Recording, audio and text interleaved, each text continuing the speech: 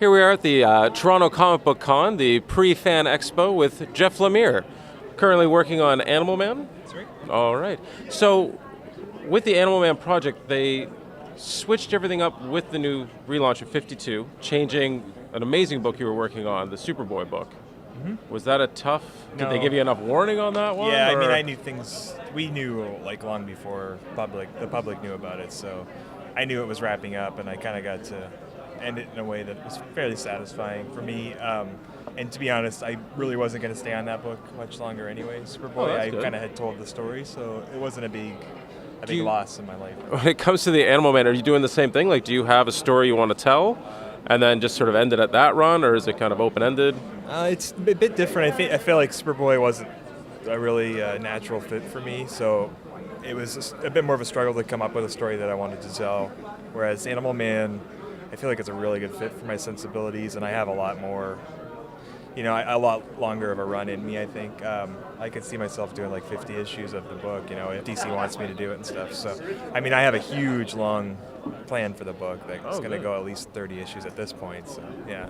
Is it partly, I mean, I don't know about yourself, but I was right into Animal Man during the Vertigo years and all that. So is that part of what's got you inspired by it? Like being into the book from there? Are they letting you get away with more stuff because of who he was back then, or?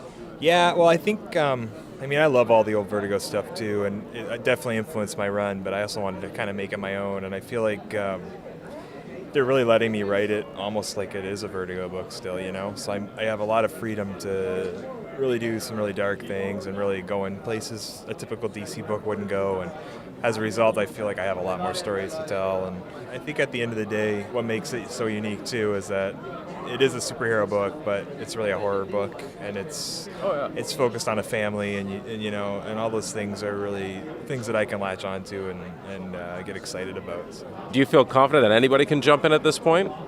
Yeah, I tried to write the book in a way that if you had never read any Animal Man stories before, it didn't matter. You could pick up my series, my run on the book, and completely understand who they were and what's going on and stuff. So I think it's important when you're doing a monthly book like that to make it as accessible as possible to new readers, because you don't want like a certain amount of readers jumping on at issue one and then no one else can get on afterwards, right? So I try to, every few issues, I try to write at least one or two scenes that kind of reacquaint readers with the cast and the story and stuff, so that in a way that isn't like cheesy exposition, but in a natural dialogue and stuff, so that it can be accessible every few issues for new readers and stuff like that. So a lot to look forward to.